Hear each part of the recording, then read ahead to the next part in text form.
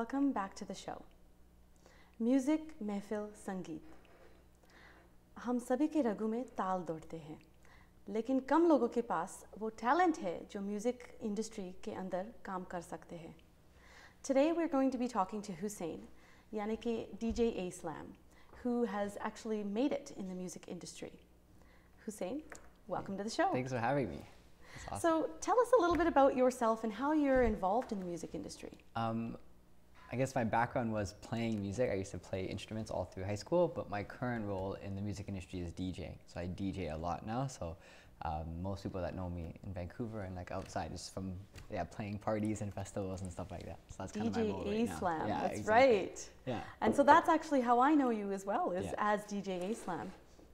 So I heard that you were also nominated for a Juno Award. Yeah. So tell us a little bit about what that honor is like and take us through that journey of that nomination. Before I was DJing, I was producing music. So I actually had keyboards at home and I was making my own songs. And I had met a singer named Inez Jasper just at a club. I saw her singing with some other MCs. And we recorded a couple songs together and she loved them and they were for me. So when she wanted to get her album produced, she asked me to do it. And she was First Nations.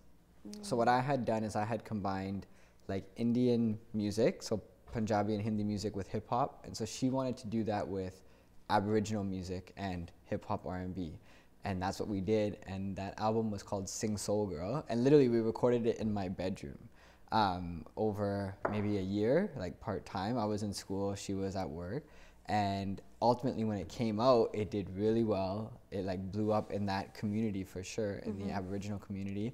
And then it won like 4 Western Music Awards, I think. And so she was really good about applying, and then it got nominated for a Juno that same year that it came out.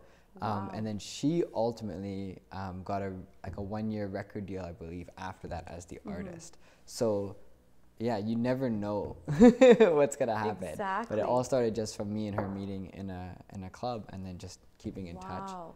And even that jump-started your career. I think I heard about, like after that kind of happened with you, DJ A-Slam, the name started getting out everywhere, and it was, you were pretty sought after, and you were in all the different clubs and doing all the parties. And so, how did that, like you said that you were recording in your bedroom, in your home.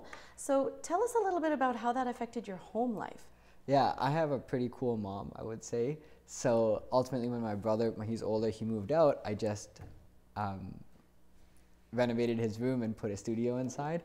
And yeah, neighbors get mad and stuff, but ultimately, like, neighbors get mad. Yeah, because of the noise. The noise. But ultimately, technology has made everything so accessible for people. Even DJing, right, is easier. But the home studio, like when you go into recording school now, they actually have classes on building home studios.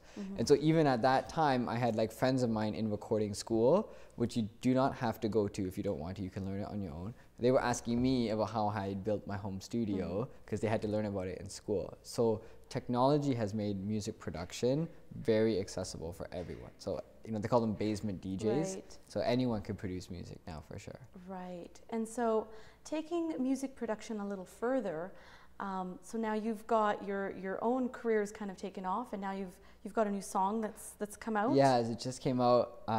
It's kind of a funny story. I had a song finished, completely done, and Taz, who is from Stereo Nation, Taz from Stereo Nation, meaning like the Stereo Nation, the UK band. Yeah. Okay. And they're amazing. Worldwide phenomenon. Yeah, and they've had, huge hit songs. They ultimately broke up. There's a rumor that they're getting back together. I don't know if that's happening. And they had mixed Hindi and reggae. That was kind of their big thing.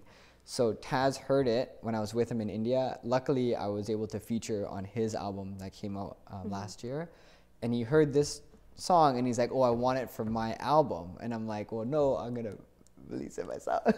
So he ultimately was like, well, let me do it. So we recut the hook, the chorus, and he wrote his own lyrics, and he's actually on the song now. Wow, how cool is that? Very cool. So that one was recorded, and even his studio in India literally is a bedroom studio. Him and his producer, he has a condo in India. One of the rooms is the studio. So I should hope that you didn't actually bring him into your bedroom to record No. this one. But he was in his bedroom recording. Oh. So that's like really?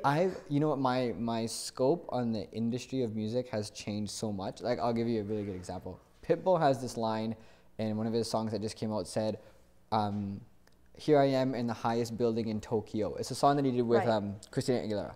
If you look, they did a documentary on CNN about him. He literally recorded that song on a microphone in a hotel in Tokyo while he was on tour. It's literally him, like how we're sitting right now. He was sitting with a microphone. His producer was there. There's a wire connected to the laptop, and that's how they recorded that song. And that's him and Christina. It's a huge hit. Like, that's what music is now. Anywhere, anytime, you can just do it. Yeah. Wow. Yeah, it really, that documentary really, because I'm thinking Pitbull, you must be in, literally bedroom studios. Yeah. So you mentioned your mom. So you live, your mom lives with you. Yeah. And how is she with all of this? Because I believe that you come from the Ismaili background, I do, right? yeah. So are you spiritual at all? And how has this affected your life? From my mom's standpoint, I think at first there was some resistance. Like, that was years ago. Now it's not. And yeah, in the spiritual side, what's nice is I get to DJ Ismaili events. So now it's gone from, doing music to giving back, which I think a lot of people find that. So we have Ismaili, it's called Kushali, happens a few times a year, and there's other Ismaili events. So I always go and I play music for them, always. So that's kind of my way of giving back to that community, and then they love it. There's, it's coming up again, and they do rasra, like Ismaili style rasra. So you play up-tempo Bollywood songs, and everyone in the community dances. It's really fun. Wow. Yeah. So good that's for how I do you. that. Well, I just wanted to take a moment to thank you very much for joining us. Yeah. तो दोस्तों, आज हमने सीखा है कि if you follow your goals and your passion, you can actually achieve anything that you want right from your own bedroom. Thank you so much. We'll be right back after this.